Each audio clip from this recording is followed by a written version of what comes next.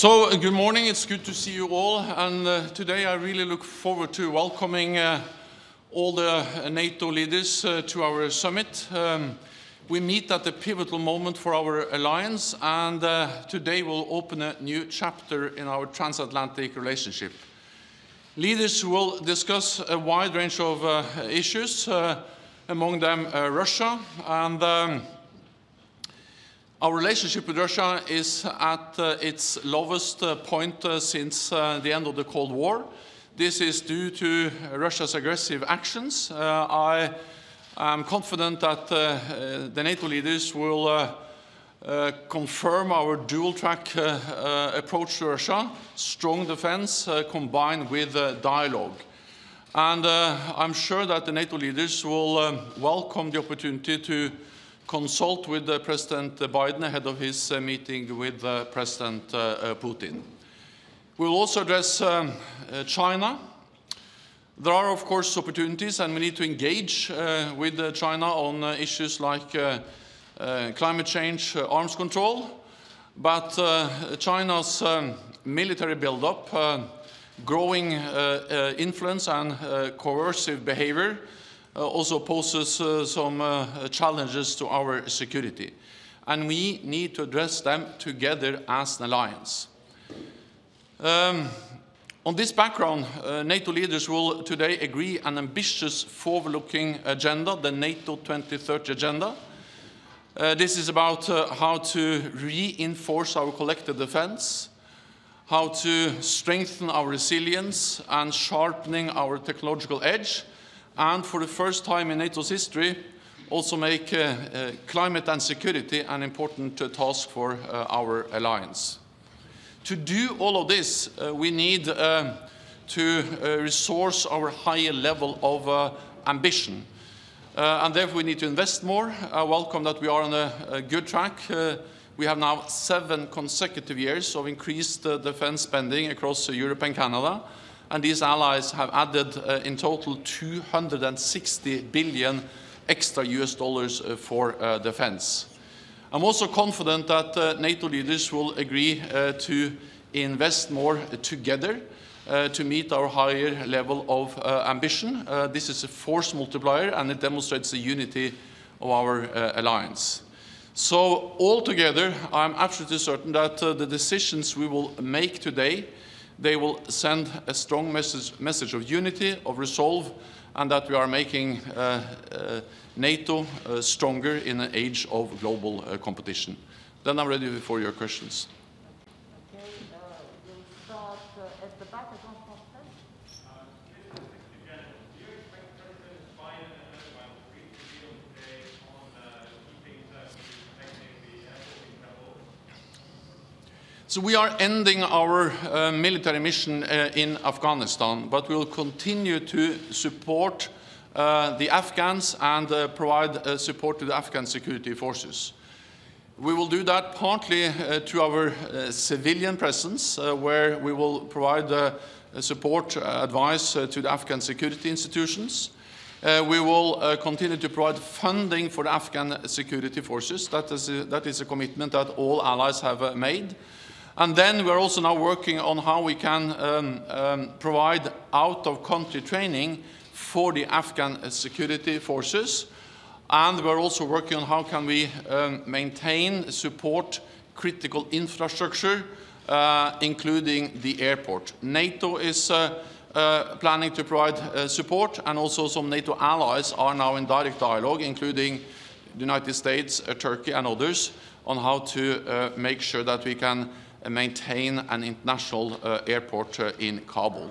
This is, of course, important for NATO allies, but it's also important for the whole international community, for diplomatic presence, and also for continued development aid. So, yes, we are ending our military presence. We have been there for almost 20 years.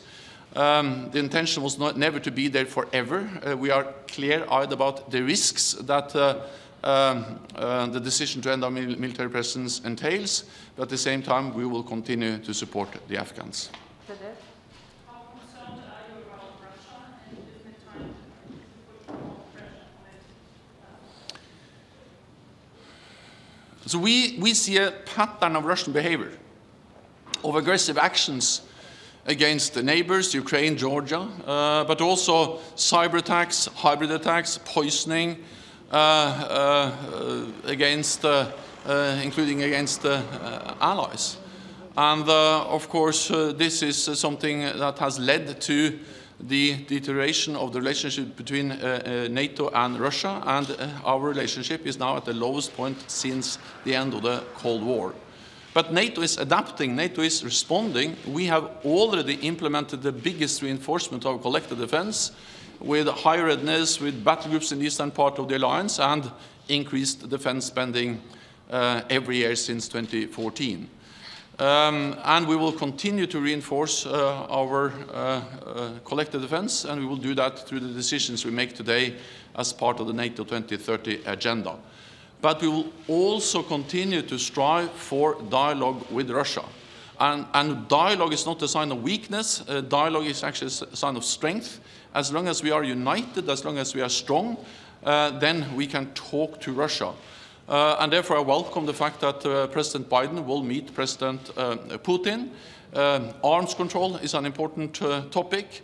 NATO welcomes the extension of the New START agreement, and we need to work for further progress in the arms control efforts. Let me just end by saying that we are united, and that's the most important message we are sending to Russia, that they are not able to divide us. We are united in our message, deterrence and defense combined with dialogue.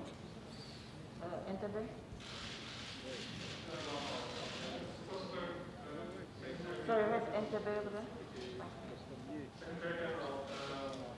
What is the message you want to convey to China?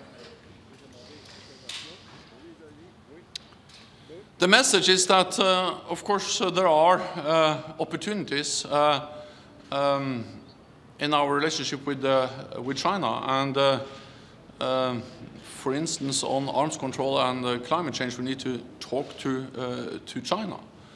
At the same time, what we have seen over now several years is a significant military buildup by China, investing heavily in new military capabilities, including nuclear capabilities and also more advanced weapon systems.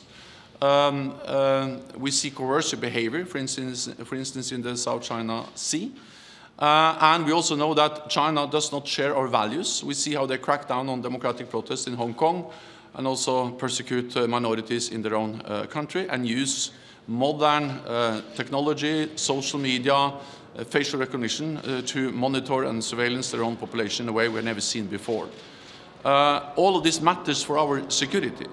And no country and no continent can deal with this alone. So therefore we need to respond together as an alliance, as NATO. And that's exactly what we do. I would like also to highlight that this is very, very much about what we do at home. Because China is coming closer to us. I'll just wait a moment. China is coming closer to us. We see them in cyberspace. We see China in Africa, in the Arctic, but we also see China investing heavily in our own critical infrastructure and trying to control it.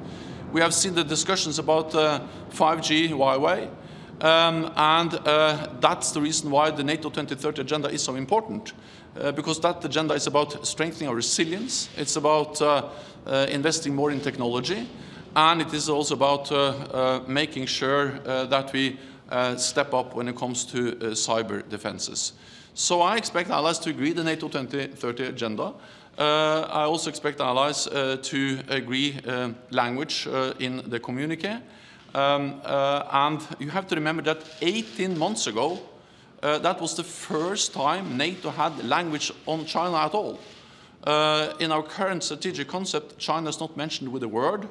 At the summit in London in December 2019, we had one sentence addressing China. This time it will be a clear position, united position by allies on China, showing that we have seen a convergence of views among allies over the last months.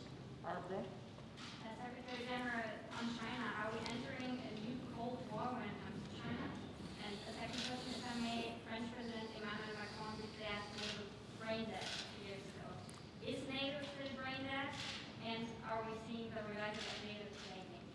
We are not entering a new Cold War, and China is not our adversary, not our enemy, but we need to address together as an alliance the challenges that the rise of China poses to our security. NATO is the strongest, the most successful alliance in history. We have proven again and again that we're able to change when the world is changing. Over the last years, we have implemented the biggest adaptation of NATO since the end of the Cold War. We will continue to adapt with the decisions we are making today. And I really welcome also this opportunity to open a new chapter in the transatlantic relationship with the United States, Canada, North America, and Europe working together in NATO. How has your job changed since President Trump has left the White House and Joe Biden has become the American president? And the second question, this probably will be the last time we discuss America. Do you have a kind of farewell message to her, and how does it affect NATO?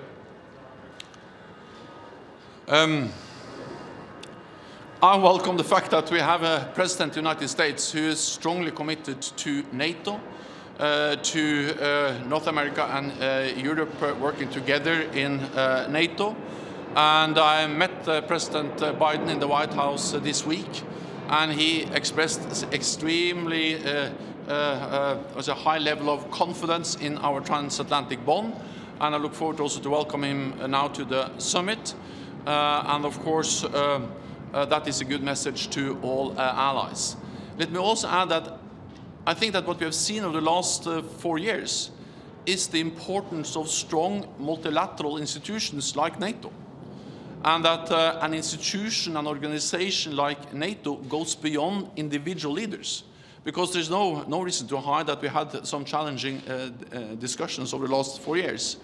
At the same time, NATO proved that we continued to work, that we continued to deliver on our core task, deterrence and defense. And we will have always different political leaders, but with strong institutions, a strong NATO, we can weather different political winds, and we have a cooperation, an alliance, a partnership that goes beyond individual leaders. And for me, that's just an extra argument for making sure that we maintain the strong bond in NATO between North America and Europe. Then on Chancellor Merkel, I only said that I'm looking forward to welcoming her to the meeting. I have had the privilege of working with her for many, many years, since actually both became Chancellor and Prime Minister back in 2005. And she is a strong supporter of our transatlantic bond, and a leader that has really helped to strengthen the alliance and the cooperation between North America and Europe. Last question, please.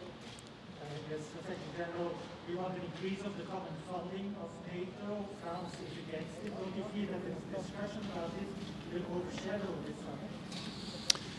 The allies will today agree a program and agenda for NATO with higher ambitions, where we're going to do more on how to strengthen our collective defense, resilience, technology, and working more with partners, including with the European Union.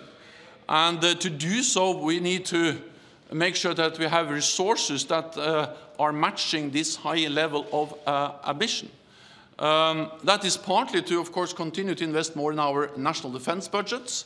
But I'm confident that when leaders meet, they will also agree that we need to fully resource our higher level of ambition, also by spending more, investing more together in NATO. And this is about all the three budgets of NATO: the military budget, the civilian budget, and the investments budget.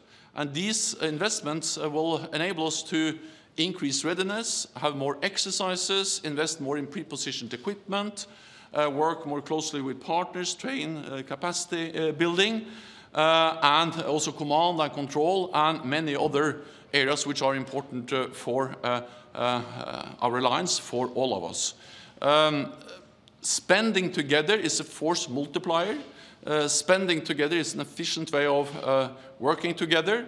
And again, I'm confident that when we meet, we will agree that we need additional funding.